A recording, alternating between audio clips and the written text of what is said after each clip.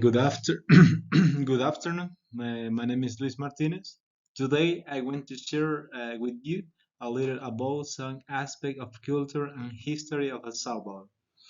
Well, I'm going to start by reading two definitions I found on the internet about the culture is. We can see in the first definition we can find that culture is a term that refers to a large and diverse set of mostly intangible aspects of social life. Culture consists of values, belief, system of language, communication, and practice that people share in common and that can be used to define them as a collective. Culture also includes the materials, objects that are common to the group or society.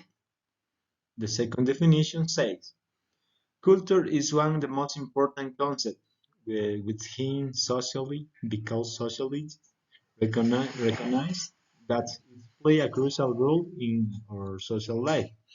It is important for shaping social relationships, maintaining and challenging social order, determining how we make sense of the world and our place in it, and in shaping our everyday action and experience in society. It's okay. After having seen these two definitions of culture, we can say that culture is everything that distinguishes us from other social groups. That is to say that they are characteristics of certain group of people, where they share belief, values, behavior, custom, language, and so on. In addition to all those aspects that we have mentioned, there is also material culture where we identify with objects such as a flag, a building, a ceramic, or clay sculpture, among other things. In El Salvador, our culture is very diverse, and they are distinguished from city to city. For example, a typical dance, traditional food, a way of dressing, a custom, and so on. In conclusion, culture are habits and behaviors that come from our ancestors, but with the passing of the years, some cultural traits are lost and others are strengthened or changed because we are in a society that advances rapidly day by day. The next point, I want to share the most important thing I got from reading these two interesting cultures. First of all, we have culture Berber Morocco. The five important things we have.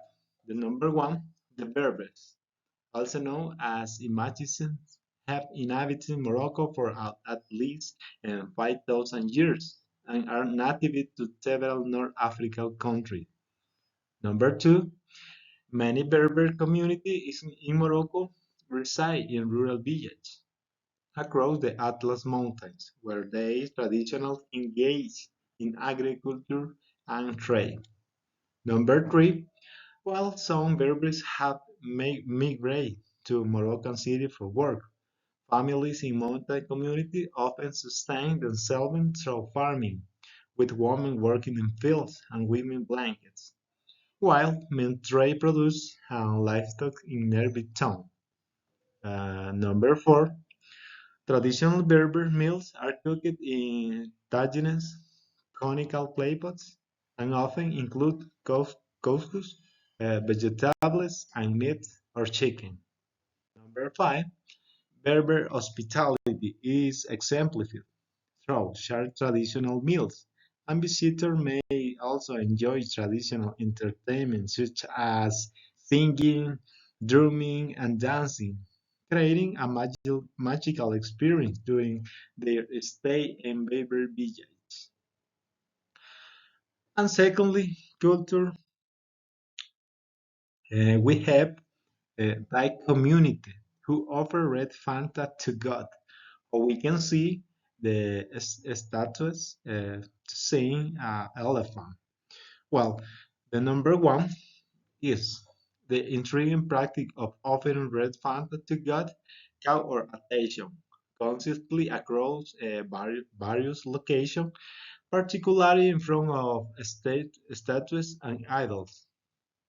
Number two, initially, the discovery was made near a Ganesha statue in Bangkok, where a red font bottle with a straw seemed out of place.